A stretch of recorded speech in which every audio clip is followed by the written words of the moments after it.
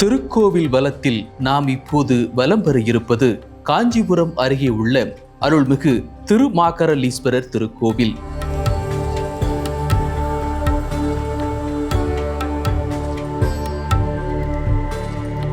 கோயில் நகரம் என்று போற்றப்படும் காஞ்சிபுரத்தில் மட்டுமல்லாமல் அதனை சுற்றியுள்ள ஊர்களிலும் பல புகழ்பெற்ற சைவ வைணவ திருக்கோவில்கள் அமைய பெற்றுள்ளன.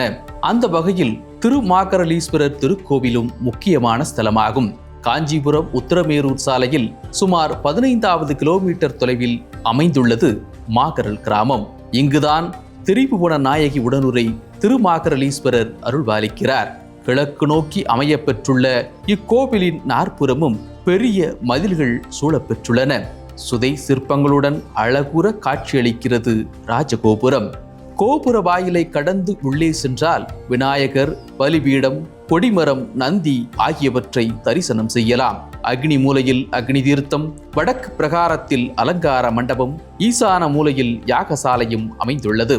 இரண்டாவது வாயிலை அடையும் பொழுது விநாயகர், முருகப்பெருமான், இரு துவாரக பாலகர்கள் கம்பீரமாக அமைந்துள்ளனர்.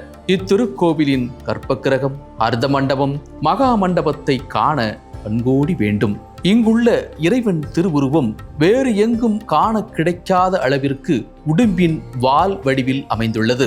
ஆவுடையார் பெரிய அளவில் அமைந்துள்ளதும் வேறு எங்கும் காண கிடைக்காத காட்சியாகவே உள்ளது. கருவறை விமானம் கஜபிருஷ்ட வடிவில் அமைய பெற்றுள்ளது.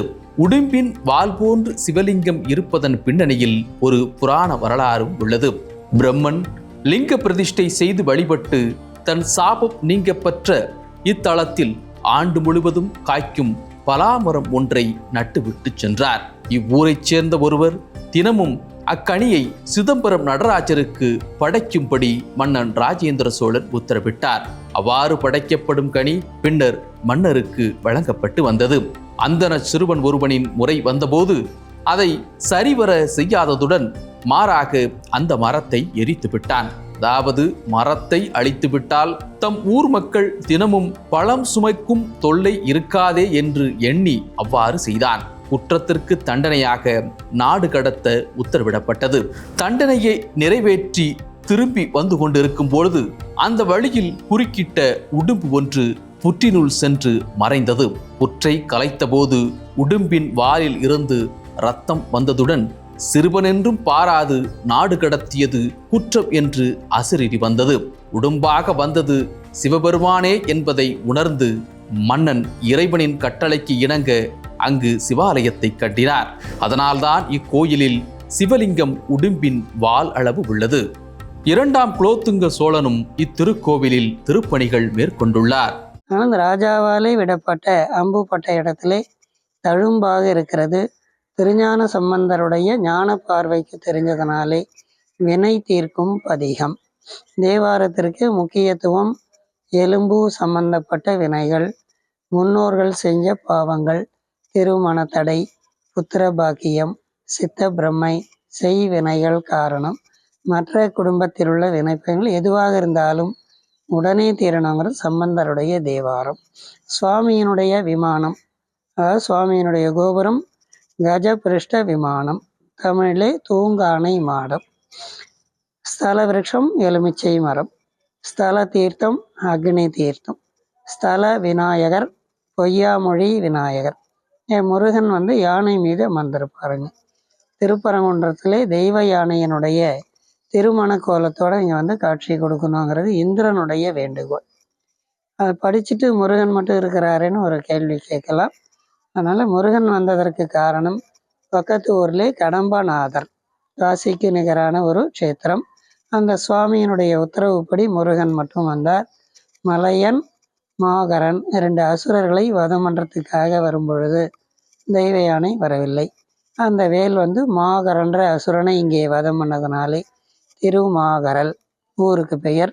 திருமாகரலீசர் சமஸ்கிருதாக்க பெயர், தமிழாக்கம் உடும்பீசர்.